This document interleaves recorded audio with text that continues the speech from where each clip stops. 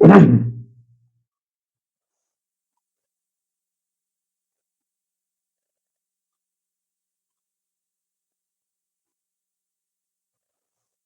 अगस्त 2022।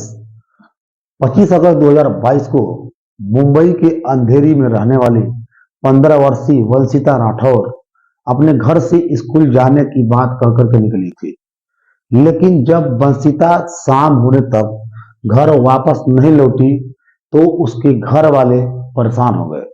इसके बाद घबराए माता पिता ने वंशिता को आसपास के इलाके में तलाश किया, लेकिन फिर भी उसका कुछ नहीं पता चला और आखिर थक हार कर उन्होंने पुलिस स्टेशन जाकर लड़की के लापता होने का रिपोर्ट दर्ज कराई। उनकी दी गई तहरीर के आधार पर अंधेरी पुलिस ने अपहरण का केस दर्ज किया।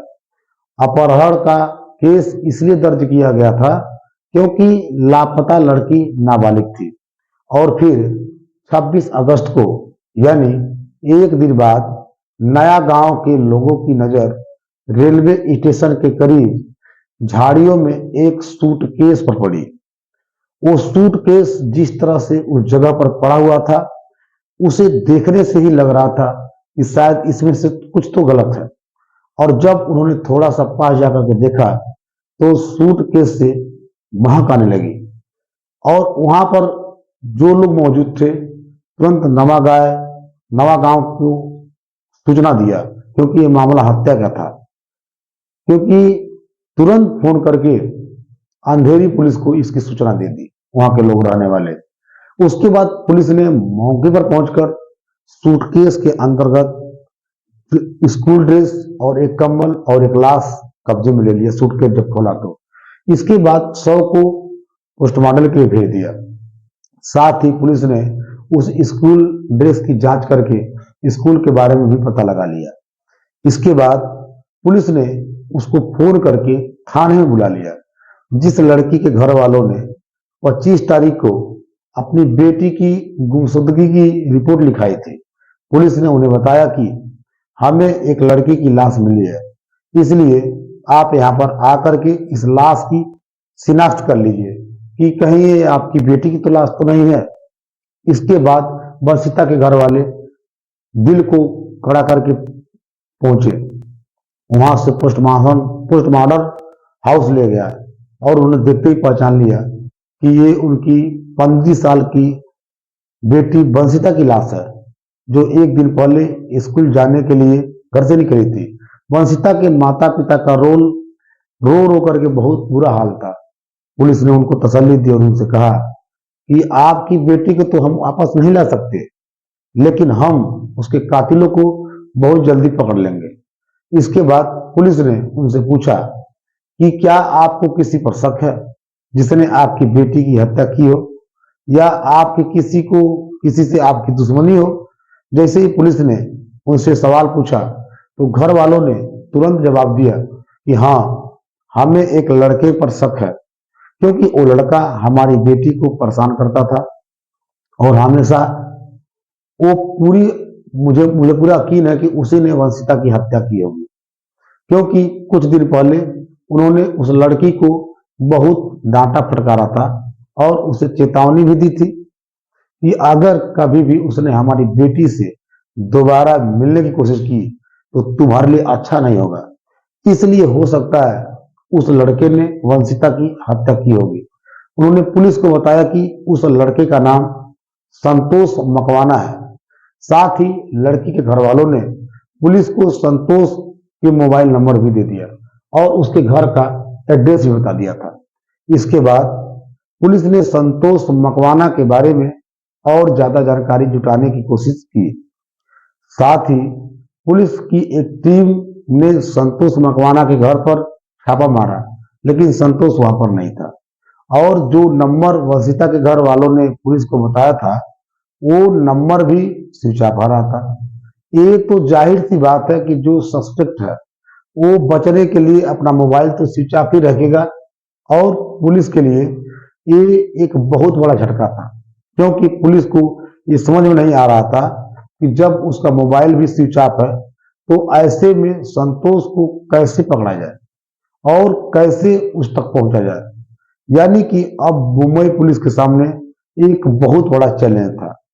इसके बाद पुलिस ने उस मोबाइल नंबर को सर्विलांस पर लगा दिया, ताकि अगर वो मोबाइल किसी समय किसी भी जगह पर ऑन हो तो उसके बारे में पुलिस को तुरंत जानकारी मिल जाए। और फिर पुलिस के इस प्रयास का परिणाम बहुत जल्दी ही सामने आ जाए। 27 अगस्त को पुलिस ने देखा कि संतोष का मोबाइल केवल 10 सेकंड के लिए ऑन हुआ था। जैसे ही पुलिस को पता चला कि मोबाइल ऑन हुआ है, पुलिस ने तुरंत ये पता लगाया कि ये मोबाइल फोन किस जगह ऑन हुआ था। लेकिन जब पुलिस ने सर्विस प्रोवाइडर से और दूसरे रिसोर्सेस से पता किया कि ये फोन नंबर कहां पर ऑन हुआ है, तो उन्होंने बताया कि यह फोन मुंबई में नहीं बल्कि गुजरात की राजधानी अहमदाबाद में है। इसके बाद ये पता लगाया गया कि अहमदाबाद में किस जगह है और उसके टावर की लोकेशन क्या है। पुलिस को पता चला कि अहमदाबाद में एक रेलवे स्टेशन का जो टावर है, उस टावर से ये मोबाइल फोन मात्र 10 सेकंड के लिए कनेक्ट हुआ था और फिर स्विच ऑफ हो गया था। लेकिन जब ये फोन ऑन हुआ था तो वो 5:20 का समय था। अब पुलिस को लगने लगा कि हो सकता है संतोष, मकवाना और विशाल ये दोनों किसी ट्रेन में बैठकर मुंबई से अहमदाबाद पहुंचे हों और अहमदाबाद पहुंचने के बाद कहीं रुकने की कोशिश की हो, छिपने की कोशिश की हो। उसके बाद नया गांव पुलिस ने अहमदाबाद पुलिस से संपर्क किया। इसके बाद अहमदाबाद पुलिस ने रेलवे स्टेशन और उसके आसपास जितने भी सीसी कैमरे थे, यानी होटल, लॉज तथा रास्तों पर, पुलिस ने उन सभी को चेक करना शुरू किया। लेकिन आपको ये जानकर हैरानी होगी कि इतनी मेहनत और मकसद करने के बावजूद भी पुलिस को गुजरात में अहमदाबाद रेलवे स्टेशन के आसपास किसी भी सीसीटीवी में वो दोनों लड़के नजर नहीं आए। ना तो वो ट्रेन से उतरते हुए दिखे थे, ना कहीं बाहर जाते हुए दिखाई दिए थे, और ना ही किसी लॉज में, ना रेस्टोरेंट या होटल में, यानी कहीं पर भी किसी सीसी कैमरे में नहीं दिखाई दिया। अब पुलिस के लिए उन्हें पकड़ना बहुत बड़ा चैलेंज बन गया, क्योंकि पुलिस को ये समझ में नहीं आ रहा था कि अगर ये लोग गुजरात गए थे तो फिर गुजरात में कहां गायब हो गए थे। खैर, पुलिस भी पूरी मेहनत और ईमानदारी के साथ जांच कर रही थी। जांच करते हुए पुलिस इस नतीजे पर पहुंची कि उस समय एक अहमदाबाद से ट्रेन होते हुए राजस्थान की ओर जाती है। उसी समय वो ट्रेन बेंगलुरु कर्नाटक से चलती है। इसलिए हो सकता है वो दोनों लड़के उसी ट्रेन में सवार होकर गुजरात से होते हुए राजस्थान की ओर निकल गए होंगे, क्योंकि सुबह जब संतोष का मोबाइल फोन 10 सेकंड के लिए स्विच ऑन हुआ था, वो समय उस ट्रेन के अहमदाबाद में रुकने का समय था। और अब पुलिस समझ गई थी कि वो दोनों लड़के प्लेटफार्म पर नहीं थे, बल्कि वो दोनों ट्रेन में ही बैठे थे, जो बेंगलुरु से वसई होते हुए राजस्थान की ओर जा रही थी। जब ये ट्रेन कुछ देर के लिए अहमदाबाद में रुकी थी, तो उसी समय क्या हुआ था, वहां पर जो ये दोनों एक साथ जो यात्रा कर रहे थे, इत्तेफाक से उसी समय संतोष का मोबाइल फोन 10 सेकंड के लिए ऑन हो गया था। इसके बाद पुलिस ने वसई से लेकर गुजरात से राजस्थान की ओर जहां तक वो ट्रेन जाती है, उस पूरे रूट की चेकिंग शुरू कर दी। पुलिस ने जब वसई रेलवे स्टेशन के कैमरा को खंगाला तो उन्होंने वहां से एक महत्वपूर्ण जानकारी मिली। सीसीटीवी फुटेज में देखा उन्होंने कि वो दोनों लड़के वंशिता की हत्या वाले दिन ट्रेन में चढ़ते हुए सीसीटीवी कैमरे में साफ नजर आ रहे हैं। संतोष और विशाल इंजन के पिछले वाले डिब्बे में चढ़े थे। और अब पुलिस को इस जांच में एक महत्वपूर्ण सुराग मिल चुका था, जिसमें पुलिस को यह पता चल गया था कि वो दोनों कौन सी ट्रेन में और किस डब्बे में सवार हुए थे। नया गांव पुलिस ने यह सारी जानकारी अहमदाबाद और उसके आगे जितने भी रेलवे स्टेशन थे उन सभी रेलवे स्टेशनों की पुलिस को दे दी और उनसे कहा कि आप लोग सीसीटीवी फुटेज चेक कीजिए, हो सकता है कि उनमें से कोई लड़का आपको नजर आ जाए। उस इलाके में जितने भी रेलवे स्टेशन थे पुलिस वहां के सीसीटीवी कैमरा को चेक करती रही, लेकिन काफी कोशिश करने के बावजूद भी कोई फायदा नहीं हुआ। फिर मुंबई पुलिस ने सोचा कि आखिर ये दोनों लड़के अहमदाबाद गुजरात से राजस्थान की तरफ क्यों गया है, ये किसी और दिशा में क्यों नहीं गए। जब पुलिस ने इस एंगल से जांच की तो पुलिस को पता चला कि संतोष मकवाना यानी जिस पर हत्या का आरोप है उसकी दादी अहमदाबाद से 146 किलोमीटर दूर पालनपुर में रहती है। पुलिस को जब ये जानकारी मिली तो पुलिस को यकीन हो गया था कि हो ना हो वो दोनों पालनपुर रेलवे स्टेशन पर ही उतरे होंगे। इसके बाद पुलिस ने पालनपुर रेलवे स्टेशन से पुलिस वालों से संपर्क किया और कहा कि आप एक बार सीसीटीवी फुटेज को चेक करिए और अगर वो दोनों लड़के आपको नजर आ जाएं तो इसकी जानकारी हमें दें।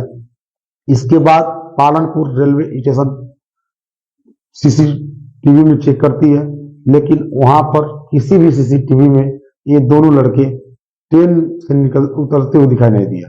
ये भी हो सकता था कि शायद सीसीटीवी कैमरे का एंगल कुछ ऐसा रहा हो, वो लड़के कैमरे में कैप्चर ना हुए हो या फिर दोनों ट्रेन से उतर करके किसी और रास्ते से निकल गए हों और पुलिस को पता भी न चला।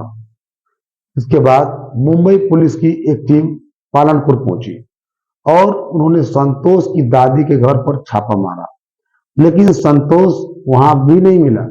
इसके बाद दादी से और घर के अन्य लोगों से भी पूछताछ की गई, लेकिन दादी ने साफ इनकार कर दिया। बल्कि दादी उल्टा पुलिस वालों से ही पूछने लगी कि क्या बात हो गई, हमें तो कुछ पता ही नहीं है और ना ही संतोष यहाँ आया है। लेकिन पुलिस को संतोष की दादी के बातचीत के तरीके से शक होने लगा था कि शायद ये बुजुर्ग महिला अपने पोते को बचाने के लिए और उसके जुर्म पर पर्दा डालने के लिए झूठ बोल रही है। लेकिन जब तक संतोष अरेस्ट नहीं हो जाता तब तक पुलिस उस बुजुर्ग महिला के खिलाफ भी कोई कार्रवाई नहीं कर सकती थी और ना ही जरूरत से ज्यादा सख्ती कर सकती थी, क्योंकि ये भी तो हो सकता है दादी सच बोल रही हो। खैर, कई दिन बाद जब पुलिस को लगा कि अब मामला थोड़ा सा ठंडा पड़ चुका है तो पुलिस ने एक बार फिर से उसकी दादी के घर पहुंचा, लेकिन इस बार भी पुलिस को निराशा ही हाथ लगी, क्योंकि वहां पर ना तो उन्हें संतोष मिला और ना ही उसका दोस्त विशाल। इधर उसकी दादी ने फिर से वही जवाब दिया, उसे नहीं पता है संतोष कहाँ है, आप लोग पता नहीं क्यों यहाँ आकर के हमें परेशान कर रहे हो। इसके बाद मुंबई पुलिस ने निराश होकर पालनपुर से वापस लौटने की तैयारी कर ही रही थी कि तभी पुलिस के पास एक गुमनाम नंबर से फोन आया और उस फोन करने वाले आदमी ने ये बताया कि करीब 20 से 22 साल के दो लड़के उन्होंने पालनपुर में उसी महिला के घर में देखे, जिस महिला के घर पुलिस टीम 2 बार छापेमारी करके नाकाम लौट चुकी है। पुलिस ने उस आदमी से पूछा कि आप कौन हो। शुरू में तो वो पुलिस को अपने बारे में कुछ भी नहीं बताया, लेकिन जब पुलिस ने उसे भरोसे में लिया तो उसने अपनी पहचान बता दी। दरअसल उस व्यक्ति का संतोष की दादी से प्रॉपर्टी को लेकर के कुछ झगड़ा चल रहा था। यानी एक तरह से देखा जाए तो पुलिस को जिस व्यक्ति ने फोन किया था वो व्यक्ति संतोष की दादी का दुश्मन था और अब उसको लगा कि बदला लेने का यही मौका है। उसने यही सोचकर पुलिस को फोन करके सूचना दे दिया। सूचना मिलते ही पुलिस ने एक बार फिर संतोष की दादी के घर पालनपुर में दबिश दी।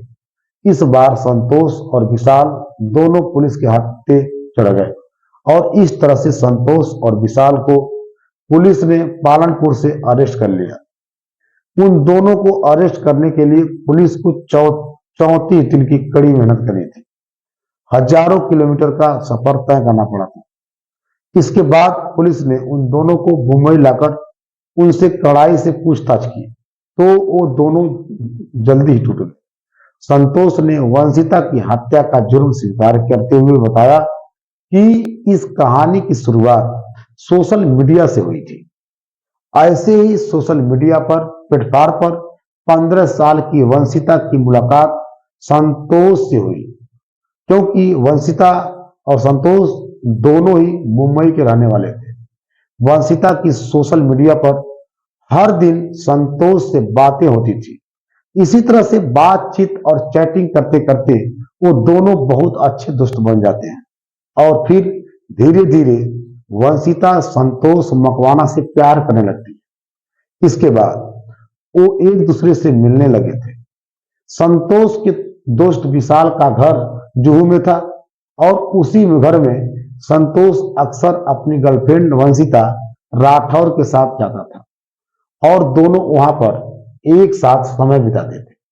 फिर दोनों अपने अपने घर वापस चले जाते थे और ये सिलसिला पिछले कई महीनों से चल रहा था। इसी बीच एक दिन वंशिता के घर वालों ने संतोष और वंशिता को एक साथ कहीं जाते हुए देख लिया, जिसकी वजह से वंशिता के परिवार वाले आग बबूला हो गए। उन्हें लगता था कि उनकी बेटी को संतोष ने बहका दिया है और बहला फुसलाकर उसे अपने साथ लेकर घूम रहा है। तो इस बात पर लड़की के घर वाले बहुत गुस्सा हुए, जिसके चलते उन्होंने संतोष की अच्छी तरह पिटाई कर दी और उसे बहुत जलील भी किया। और वो भी उसकी गर्लफ्रेंड वंशिता के सामने। उस दिन संतोष खून का घूंट पीकर रह गया था, लेकिन उसने मन ही मन सोच लिया था कि वो इस अपमान का बदला जरूर लेकर रहेगा। इधर वंशिता ने भी अब उससे पूरी तरह से दूरी बना ली थी। ना तो अब वो उससे मिलने आती थी और ना ही अब उससे फोन पर बात करती थी, जिसकी वजह से संतोष और भी ज्यादा परेशान हो गया था। इसके बाद संतोष अपनी गर्लफ्रेंड वंशिता से आखिरी बार मिलने को कहता है कि प्लीज मुझसे आखिरी बार मिल लो।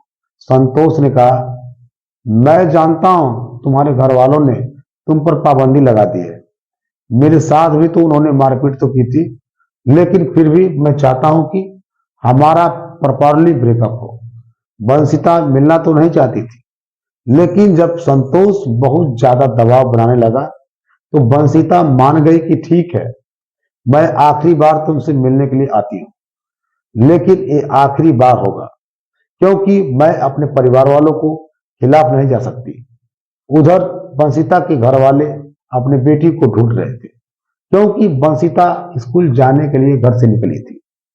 इधर संतोष उसे अपने दोस्त विशाल की जुहू वाले घर पर लेकर आ जाता है, जहां पर वो पहले भी मिला करते थे। इसके बाद संतोष वंशिता को मनाने की बहुत कोशिश करता है, लेकिन वंशिता हर बार एक ही जवाब देती है कि वह अपने घर वालों के खिलाफ नहीं जा सकती। इधर संतोष भी वंशिता को छोड़ने के लिए तैयार नहीं होता है। उसके मन में बदले की आग तो पहले से ही भड़क रही थी, फिर भी वो चाहता था कि हमारा रिलेशनशिप पहले की तरह ही चलता रहे। लेकिन वंशिता संतोष की पिटाई के बाद बहुत ज्यादा घबरा गई थी और वो तय कर चुकी थी कि अब वो संतोष के साथ रिलेशन में नहीं रह सकती। बस इसी बात को लेकर वंशिता और संतोष के बीच झगड़ा बढ़ जाता है और संतोष तो पहले से ही ये सोचकर आया था, अगर वंशिता ने मिलने से इनकार किया तो वो उसे जान से मार देगा, इसलिए वो चाकू भी अपने साथ लेकर आया था। इसके बाद उसने अपनी जेब से चाकू निकालकर वंशिता पर ताबड़तोड़ वार करना शुरू कर दिया और जब अपनी गर्लफ्रेंड पर हमले कर रहा था, तब उसका दोस्त विशाल पास वाले कमरे में ही मौजूद था। जैसे ही विशाल ने चीखने चिल्लाने की आवाज सुनी तो वो भी कमरे से बाहर आ गया। इसके बाद विशाल ने वंशिता को पकड़ा और संतोष ने ताबड़तोड़ चाकू से वार करके वंशिता की हत्या कर दी। इसके बाद उन्होंने वंशिता की ड्रेस चेंज की ताकि वंशिता के कपड़ों से उसकी शिनाख्त ना हो पाए, इसलिए उन्होंने वंशिता को विशाल के कपड़े पहना दिए। क्योंकि विशाल के घर में हत्या हुई थी तो उसी के कपड़े पहना दिए। इसके बाद उन्होंने एक बड़े से सूटकेस में उसकी लाश भर दी, लेकिन इससे उसको बेवकूफी ही कह ले।